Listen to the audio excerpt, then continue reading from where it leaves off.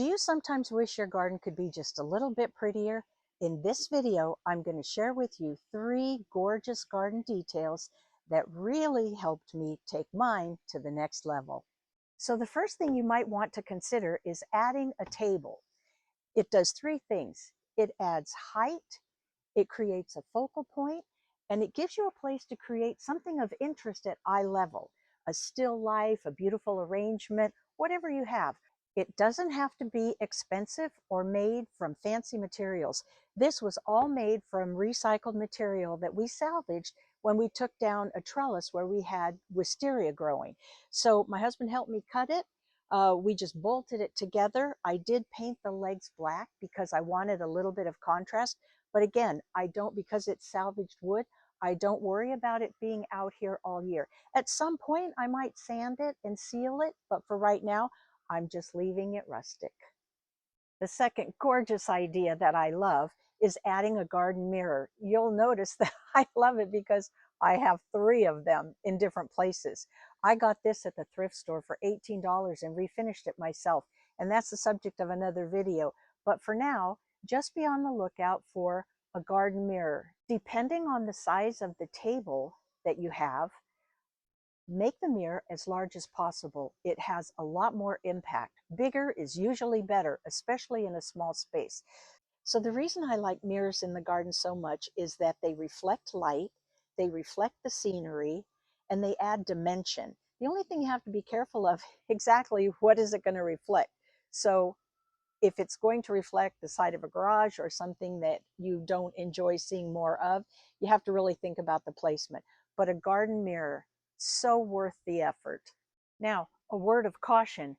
This size, they are very heavy. So I actually have it bolted to the fence because if the wind were to come through here, I don't want it to come slamming down. So remember, if you are going to use a large mirror, picture, whatever, it's helpful to bolt it to the fence for safety. Number 3, a pedestal. It's the same concept as the mirror and the table. It's creating a focal point, creating interest, raising it up so that everything in your garden is not the same level. My husband helped me make this. It's made out of Murphy board. We had a neighbor who was remodeling his shower and had these scraps. So I have another one on the other side of the house that I bought at the nursery. I paid $400 for it. It's nice. It's made out of metal. It's a metal cube enclosed on all sides.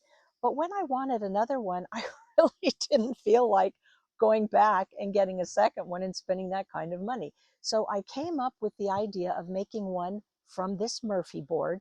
It's basically an inverted box.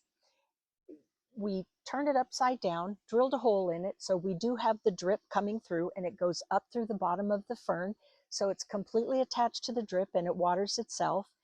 But there are cinder blocks under here because there is no way that this simple box could support the weight of a pot this big. So I think what I'll do is make a small model of it so you can see how easy it is to do it in your own home. And I challenge you to find something in your garden, a pot, a lantern, anything, and elevate it and see what a huge difference it makes. It really showcases whatever you put on top of a pedestal. So because I wasn't sure that I was explaining it clearly enough, I did make a little model. So basically you need 5 scraps of Murphy board. If you're not familiar, Murphy board is like sheetrock, but it has a little bit of cement in it, I think. And it's like sheetrock that can take a little bit of moisture. So for outside, it's perfect. So 5 pieces, 1, 2, 3, 4, 5. So basically it's just an open box. And then you need to drill a little hole for your drip system to come up through. The hand cream represents my 2 cinder blocks. This is what takes all the weight, the cinder blocks. So the empty box goes on top of the cinder block, and you can see that it would take as much weight as the cinder block can support.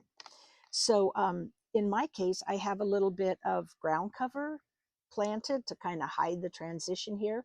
But then you would put your pot on top, and of course, the drip would go up through the corner, through the hole, and through the bottom of the pot. And then there you go. Low maintenance and easy, and not as expensive as buying a pedestal at the garden center. So there you go, 3 ideas to level up your garden style. I would love it if you would share in the comments things that you've done in your own garden so we can learn from each other. Thank you for being here. I hope you'll like and subscribe, and I'll see you in the next one. Take care.